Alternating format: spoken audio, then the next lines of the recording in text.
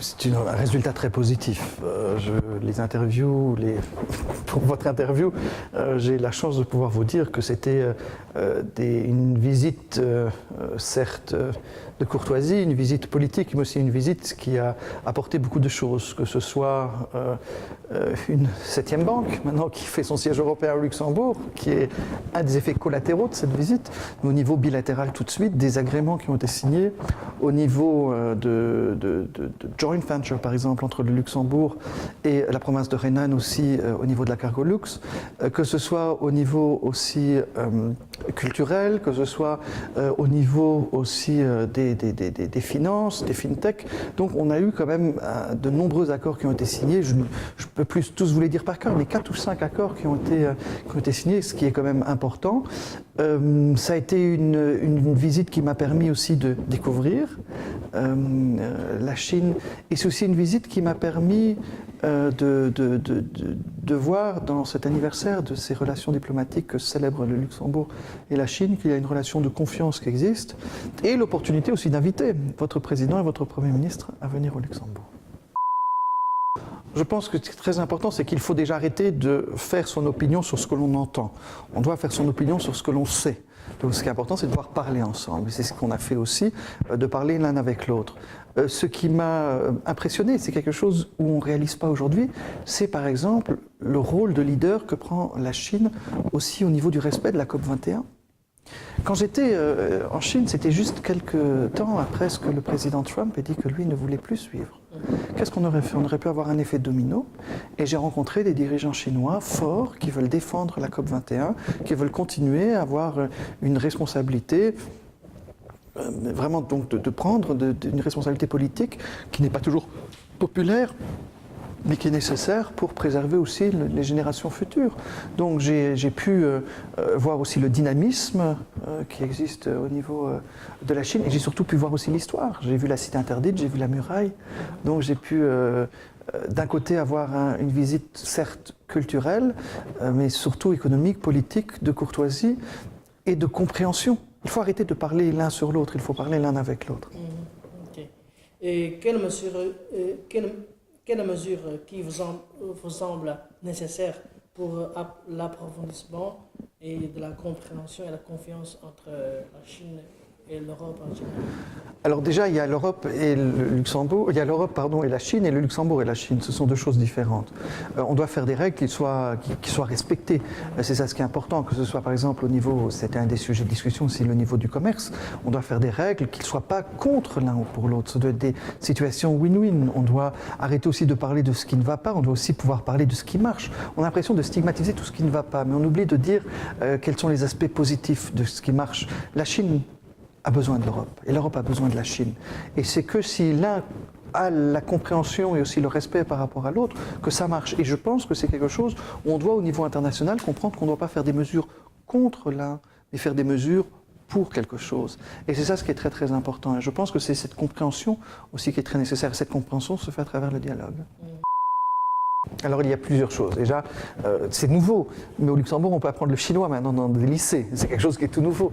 Nous avons un centre Confucius qui est en train d'être créé aussi au Grand-Duché de Luxembourg. Nous avons des choses qui fonctionnent bien. Je vous ai dit, avec Cargolux, nous avons quand même la province de Rhénane qui est aussi avec l'échange de participation qui permet aussi à Cargolux donc d'avoir un marché en Asie qui est plus grand, mais aussi avoir de cette joint venture, une win-win situation entre la province du Rhénane et du Luxembourg. Il me manque encore aujourd'hui une correspondance directe en avion, parce que là on parle du fret, mais une correspondance directe pour les passagers, car les touristes chinois, comme les banques, on a choisi le hub luxembourgeois pour le marché européen. Je pense que pourquoi pas pour les touristes chinois avoir le hub luxembourgeois aussi pour arriver en Europe et repartir de l'Europe.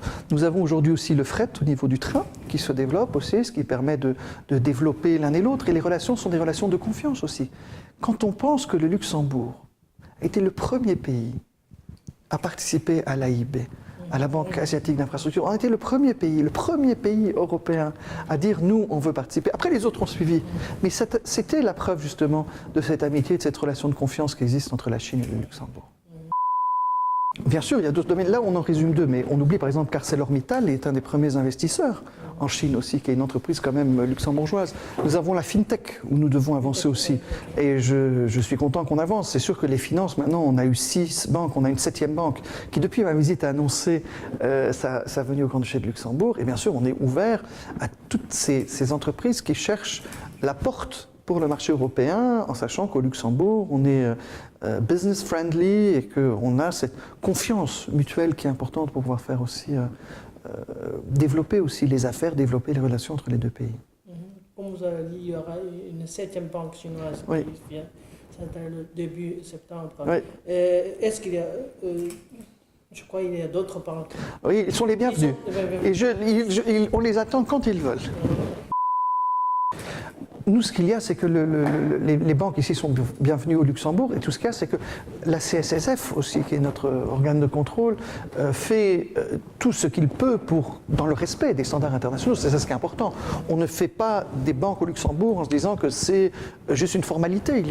Ce qui est important, c'est de pouvoir créer rapidement, efficacement, et tout ça dans le respect des standards internationaux, qui est dans l'intérêt aussi du marché chinois d'avoir accès au marché européen. Nous avons soutenu, je l'ai dit aussi au président, je l'ai dit aux autorités chinoises, nous soutenons aussi cette initiative de la route de la soie. Et je vous dis, Cargolux en est un exemple. Le transport va dans les deux sens, il ne va pas que dans un sens, dans un autre sens.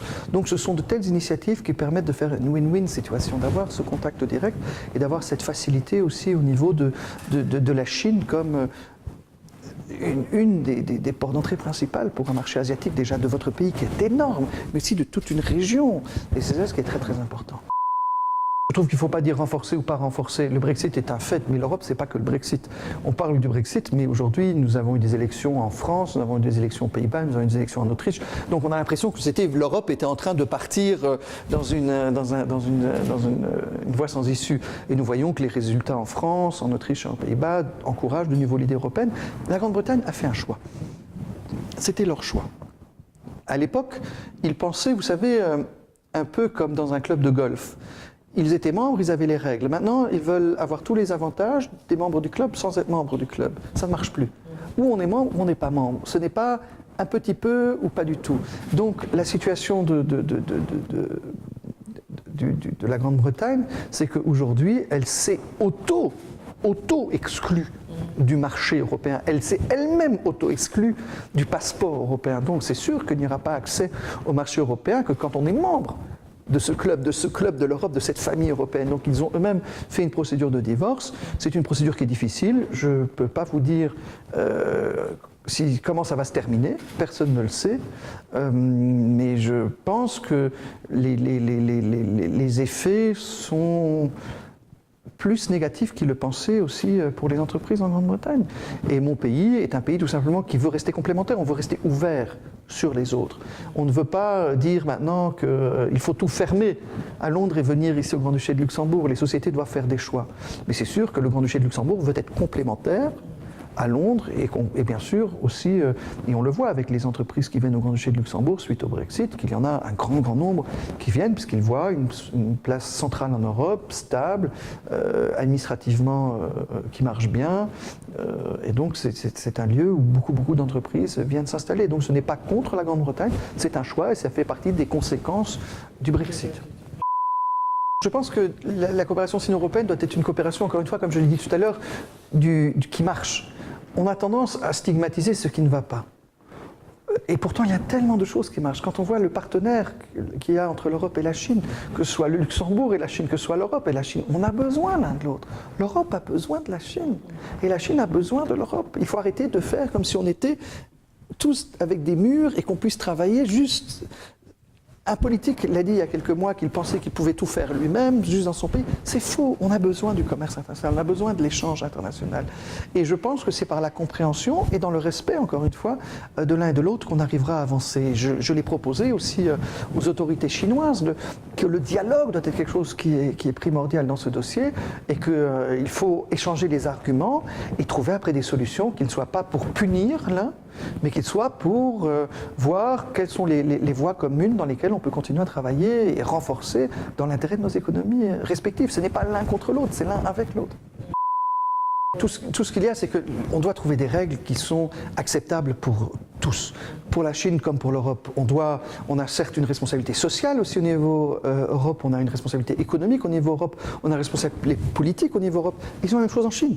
On a les mêmes responsabilités, donc il faut qu'on se mette d'accord autour d'une table comment on peut faire quelque chose avec lequel les deux parties pourront bénéficier l'un et l'autre de cette collaboration sans que ce soit l'un au coût de l'autre. C'est-à-dire que l'Europe veut faire quelque chose à défaut de la Chine et la Chine veut faire quelque chose à défaut de l'Europe. C'est pas comme ça qu'on va marcher. On marchera si on arrive à se mettre autour d'une table et trouver des solutions qui sont équilibrées, qui permettent vraiment le développement des relations qui existent aujourd'hui entre les deux continents.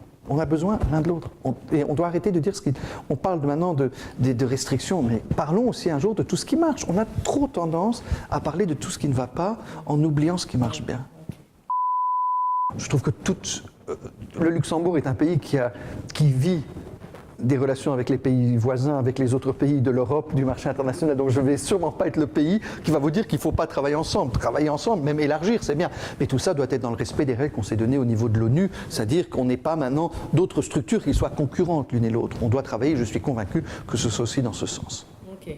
Est-ce que vous avez d'autres choses à nous dire? Moi, juste pour vous dire que je suis très content de la visite qui a été faite. Comme je vous l'ai dit, ça a été une visite positive, ça a été constructif. Tout à l'heure, j'ai parlé de grandes sociétés. J'ai SES, par exemple, quand on parle de collaboration. Je vois des satellites ici. Vous avez vu, j'ai un satellite chinois sur mon bureau. J'ai des satellites luxembourgeois. Quelle belle union si l'un et l'autre peuvent travailler ensemble. Et c'est quelque chose, par exemple, où je suis encore en train de travailler. Je vous ai dit, si on parle de se rendre en Chine, s'il y a bien sûr une possibilité de prendre l'avion ici et de partir en Chine et de prendre l'avion en Chine et d'arriver ici, ça facilitera aussi les choses. Les fintech, on a du potentiel encore où on peut échanger. Je sais qu'à Luxembourg for Finance, qui sont en train de regarder comment on peut continuer aussi à travailler dedans. On est au niveau des fonds, deuxième au niveau mondial, au niveau des green bonds.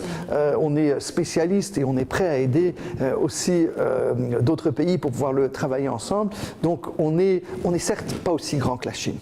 J'en suis tout à fait conscient. Mais ensemble, on arrive à faire des grandes choses et c'est ça ce qui est important.